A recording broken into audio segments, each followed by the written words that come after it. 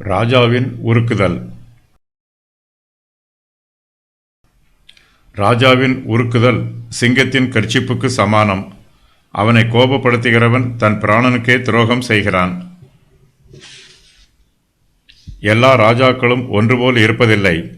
ராஜாக்களின் சுபாவங்களில் வித்தியாசமாய் இருக்கிறது. ஒரு சில ராஜாக்கள் தங்களுடைய தேசத்தின் ஜனங்களை கர்த்தருக்கு பயந்து ஆளுகை செய்வார்கள். இவர்களுடைய ஆளுகையில் ஞானமும் அன்பும் இருக்கும். இவர்கள் கர்த்தருக்கும் அவருடைய வார்த்தைக்கும் அவருடைய பிரமாணத்திற்கும் கீழ்ப்படிந்து நீதியாயும் நியாயமாயும் ஆளுகை செய்வார்கள்.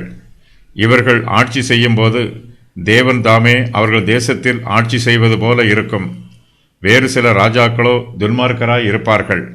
ஜனங்களை கொடுமைப்படுத்தி கொடூரமாய் ஆட்சி புரிவார்கள்.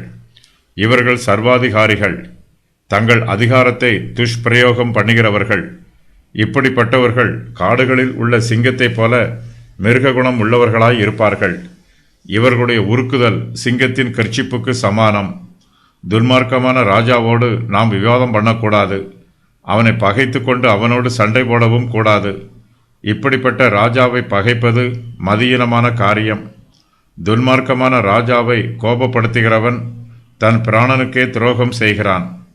ஜனங்கள் தங்கள் தேசத்தின் ராஜாக்களுக்கு முக்கியத்துவம் கொடுத்து அவர்களுக்கு பயப்படுகிறார்கள். ஜனங்கள் மத்தியிலே தேவனாகிய கர்த்தரிடத்தில் பயமும் இல்லை, பக்தியும் இல்லை. தேவனாகிய கர்த்தரே ராஜாதி ராஜாவாக இருக்கிறார். நாம் கர்த்தருக்கு விரோதமாக முரண்டு பண்ணக்கூடாது.